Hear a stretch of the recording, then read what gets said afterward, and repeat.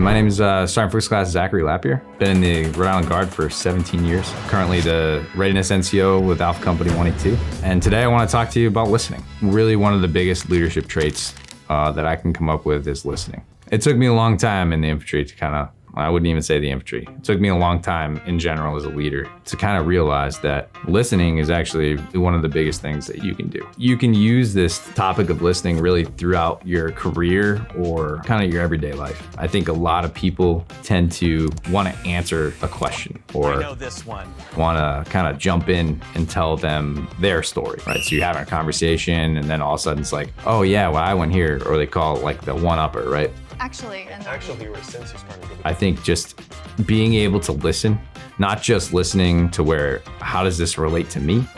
It's listening to actually what the conversation's about. And I'll use an example, right? So if you're, having a conversation with a soldier, right? They're having an issue, and that issue may be family matters, something like that. And then they're talking to you about, hey, how, their mom's sick or their sister's in some sort of issue or whatever it may be. And then you automatically think, oh, like my sister was sick and then you're like, oh, hey, it takes away from that conversation, right? And this is what I've noticed for the last couple of years, listening just kind of opens up doors and allows soldiers to really kind of get to the nitty gritty of what their problems are. And then you're able to help. And if helping is just listening, then that works too. I'm glad that you recognize some changes you should make. I think you have a pretty good leadership style. You keep them informed, treat them fairly, and train them well. You probably just need to make a few changes in the way you listen to your soldiers and communicate with them so that they aren't afraid to speak with you. So how does this affect me as a leader,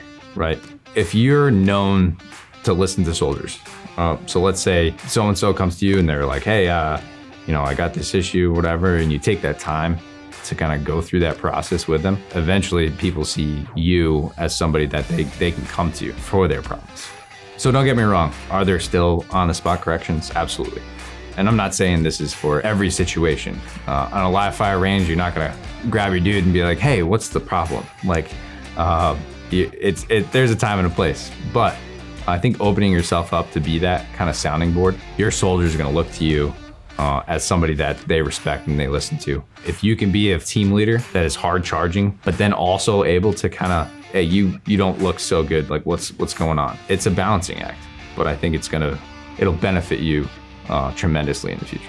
So now if you're in maybe a new leadership role or just became a leader, an NCO, or even an officer, and you do have a situation where somebody comes up to you, some subordinate or even a fellow NCO comes up to you, maybe take a pause, right? And kind of think about that conversation, think about listening. And it's not gonna be perfect the first time, but I think if you realize that, we wanna always kind of answer a question, instead of answering that question, let that person talk and really listen to what they want. And I think that'll be pretty helpful for you.